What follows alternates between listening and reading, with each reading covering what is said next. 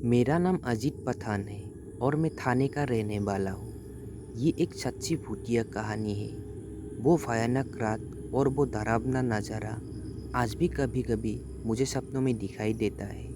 मई महीने में पिताजी, ताऊजी, बड़े भैया और मैंने कसारा घाट में नाइट कैंपिंग करने की योजना बनाई थी। हम घर से शाम को 6 बजे निकले थे और रात के करीब 8:30 बजे तक कसारा घाट पहुँचे थे। हम पहली बार जंगल कैंप के लिए गए थे। वो सब तरफ से घनी झाड़ियाँ और बीच में अच्छी खासी सूखी घास वाली जगह थी और उस जगह बहुत से अजीब तरह के प्राचीन पत्थर भी थे जिन पर विचित्र भाषा में कुछ लिखा हुआ था। वो कोई अलग ही लिपि थी। हमने कार एक अच्छी जगह पार्क की। सबको तेज भूख लगी थी तो हमने सबसे पहले चूल्हा जलाया और पापा साथ में लाई हुई मुर्गी काटने उन्हीं अजीब पत्थरों के बीच गए। बड़े भैया, मैं और ताऊजी बाकी तैयारियों में जुट गए। थोड़ी ही देर में जब पापा मुर्गी काट कर वापस आए तो ताऊजी बोले, ये क्या झाड़पट्टी काट के लाया है? मुर्गी कहाँ है? फिर पापा ने भी उनके हाथ की तरफ देखा और वो झाड़पट्टी को देखकर चौंक गए और झटके से उसे दूर फेंक दिया। पापा ताऊजी को बोले, अरे नहीं भैया, मैं तो मुर्गी ही काट के लाया था। फिर ताऊजी बोले, बिट्टू बेटा, अभी पढ़ती शुरू भी नहीं हुई और तुझे सर भी गई। हम दोनों भाई भी इस बात पर बहुत हंस पड़े। फिर पिताजी और ताऊजी दोनों मिलकर उसी जगह गए और देखा कि मुर्गी वही पड़ी थी। पापा बस सोचते ही रह गए कि अभी उनके साथ ये क्या हुआ था। फिर ताऊजी ने खुद मुर्गी काटी और जब वो दोनों चूल्हे के पास आए तो हमने पापा की सीख सुनी और जब हमने पीछे मुड़ के देखा तो वो भयानक नज़ारा देखकर हम सब दहशत से दहल उठे, क्योंकि ताऊजी के हाथ में कोई कटी हुई मुर्गी नहीं थी बल्कि किसी इंसान का कटा हुआ सिर था। ताऊजी ने थर थर काँपते हुए वो भयानक मुंडी खारी झाड़ियों में फेंक दी। हमने सब सामान, लाइट्स, टेंट, बर्तन, चूल्हा वही छोड़ दिया और जान बचा के भागने लगे। ताऊजी गाड़ी स्टार्ट करने लगे पर गाड़ी स्टार्ट नहीं हो रही थी। तभी हमने वही कैंपिंग के लिए जारी पर मिनी लाइट बांधी थी।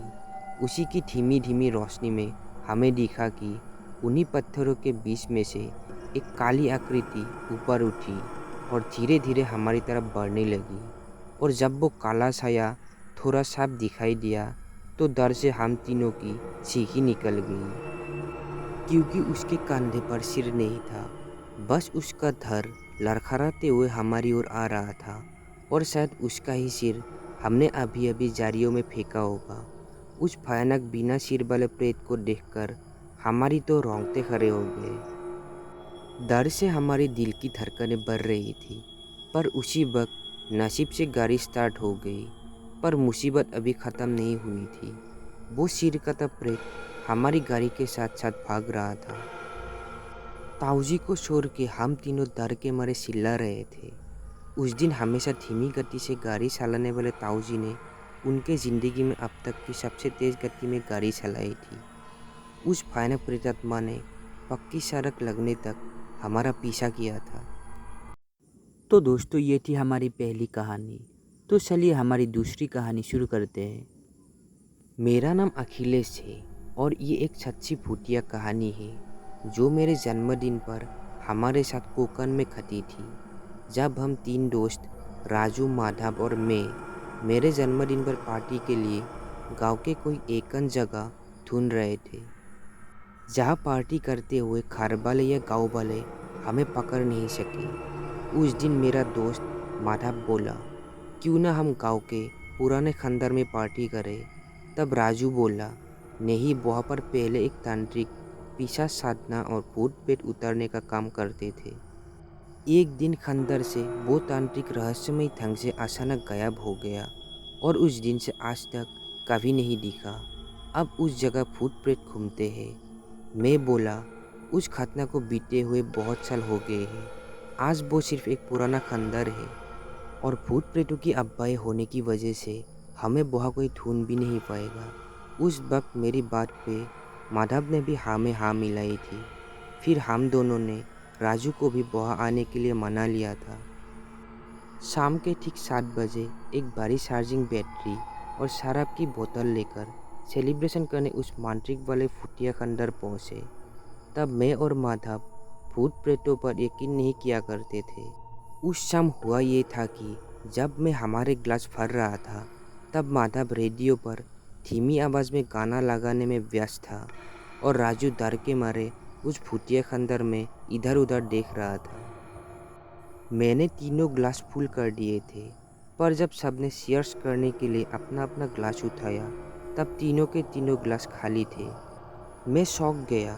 वो दोनों मेरी तरफ शक की नज़र से देखने लगे और कहा कि हमारे हिस्से के भी तू पी गया। मैं कंफ्यूज था कि ये क्या हो गया। गुस्से में मैंने माधव को कहा, अब तू ग्लास भर, और राजू को कहा, तू नज़र रख। उसने मेरे सामने फिर से ग्लास भरे, पर जब फिर से हमने ग्लास उठाए और शेयर्स किया, तब फिर से तीनों के तीनों ग्लास खाली थे। यकीन करो तो सबकी फटके हाथ में आ चुकी थी। माधव और मुझे पसीना छूट गया। राजू का तो रोना निकल गया। फिर हमें भी यकीन हुआ कि राजू की बात सच थी। खंडर पर सच में कोई भूत प्रेत का साया है। फिर हमने सारा सामान उठाया और खंडर से बाहर निकलने के लिए सर पर दौड़ लगाई। पर लगभग 20 मिनट तक हमें बाहर का रास्ता नहीं मिल रहा था। कुछ भी करके हम उस भयानक जगह से निकल नहीं पा रहे थे, मानो किसी भूल भुलैया या कहो सालाबा में फंस कर रह गए थे। हम बार बार चक्कर लगाकर एक ही जगह पहुंच रहे थे। तब भागते भागते माधव को किसी ने धक्का देकर ज़मीन पर गिरा दिया।